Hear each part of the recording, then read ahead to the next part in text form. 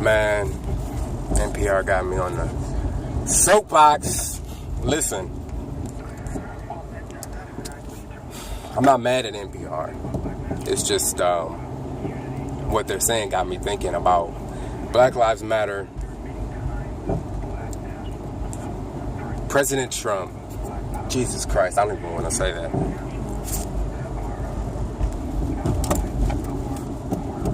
Donald ass clown, tiny hands Trump.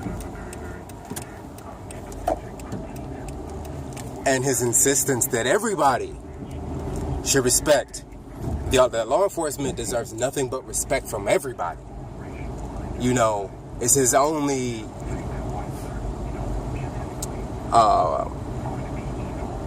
indirect reference to Black Lives Matter, or the epidemic of black people being shot and or killed by police officers. Not just black men, boys, women,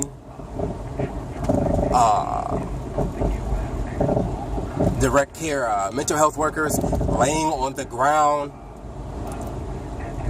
People are getting shot in the back by police officers at a level that I would have never imagined were not getting the attention that it's been getting. Because I'm not going to say it's gotten worse. I'm not sure if that's the case so much as it's been getting more attention. I mean, considering the FBI investigation from, what was this, just before Obama's administration? So what was it, somewhere between 05 and 07? Found that white supremacists have been infiltrating, have been joining police forces around the country. That's a thing that's been found by an investigation led by dozens of FBI investigators. This piece of shit president goes on TV, and his only reference to black people is that it's so tough for us in these cities that they're just horrible wastelands, and our poor inner cities, our poor blacks in these inner cities. Bruh, I live in the suburbs with tens of thousands of other black people in the Cleveland area. Would you please understand that we are people, not just victims of the inner cities? We're working on it.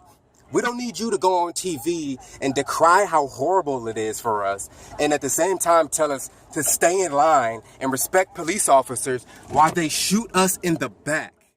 Well, the story on NPR that got me on this rant is they're asking callers. It's a good show on NPR.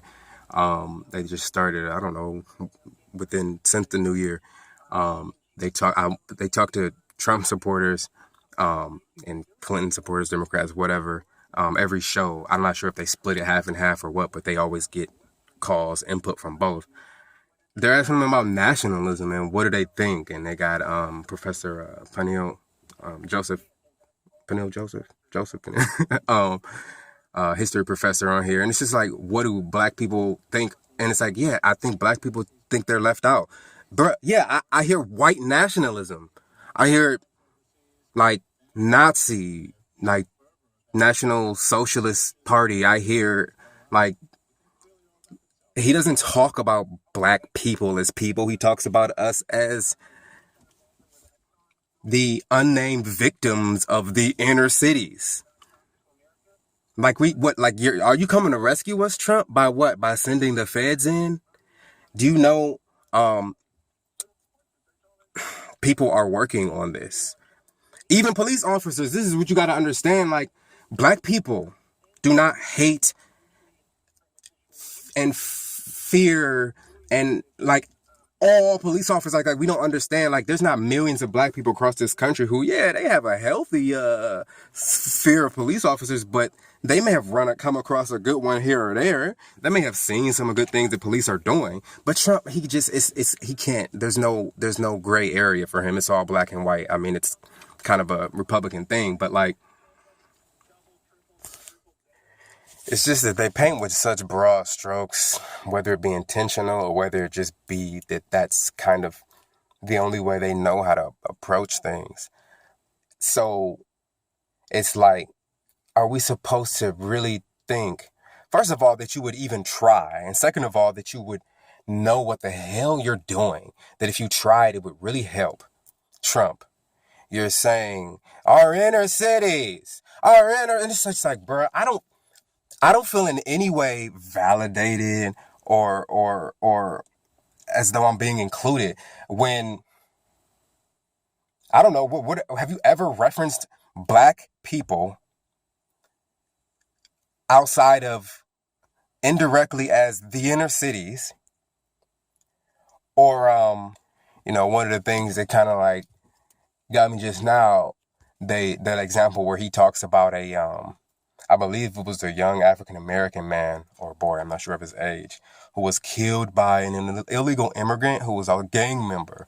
And it was like, we supposed to think you're not racist now because you're like, well, I'm bringing to attention the suffering of this black person and black family who was killed by one of these evil Mexican illegals. And it's just like, bruh, no, stop. Please stop. Please don't bring someone into this like you really care about anyone, let alone black people. Like, yeah, I'm sure a lot of black people and people of various ethnicities are murdered by gang members. So stop acting like that has anything to do with the hundreds of thousands of immigrants that come here to work for you and your rich friends under the table for less than minimum wage. Because come on, like, we're not stupid. So it's like, this is the longest tangent ever. Like, this isn't just a Trump thing. I mean, this is something that definitely came up during the campaign, but it comes up not so much because of him, but because of just Republican ideologies and talking points. It's hard to call them ideologies because they're just so simplistic and shallow and hollow and often just, it's a bait and switch. Just, he told these underemployed, unemployed, disappointed white people that he was going to be on their side and take care of these Mexicans and these Muslims and these blacks. And now he's in there and it's like, oh, you're just going to help people get rich and use this to enrich your family. And I mean, you may kick out Muslims, but like, what does that have to do with giving all these Appalachian white people like jobs, higher paying jobs? So I'm forever getting lost on tangents.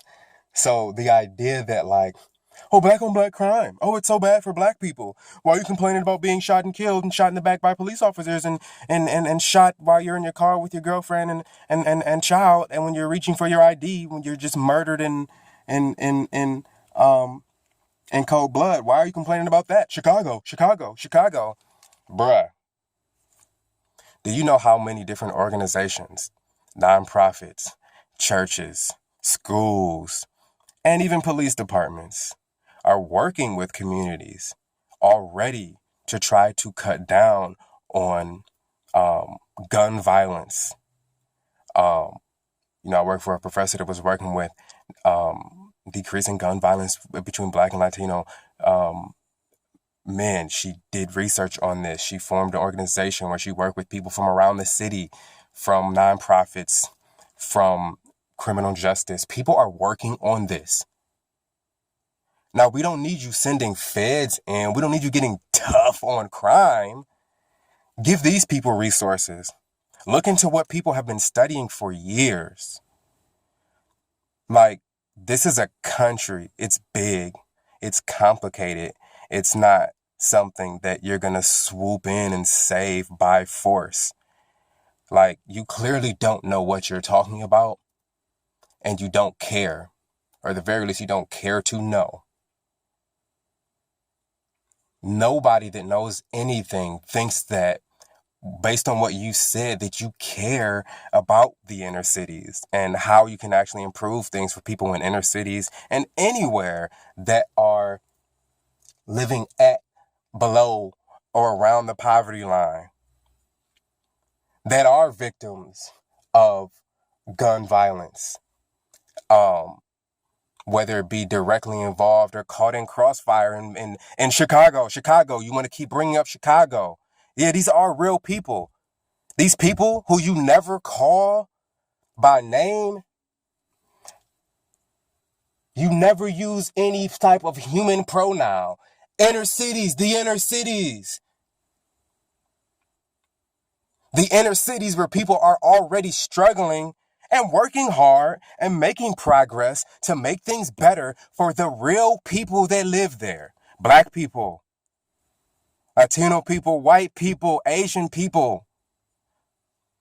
They're not just these inner city war zones. Don't use us as a prop. If you're going to use us like a prop, just don't say anything at all. Try not to ramble on for too long, because really one of the main things that I wanted to talk about was what is going on with Black Lives Matter in Trump's America. You know, in the face of this bizarro world that we're living in now, with this most incompetent, uninformed, misguided of men in the White House.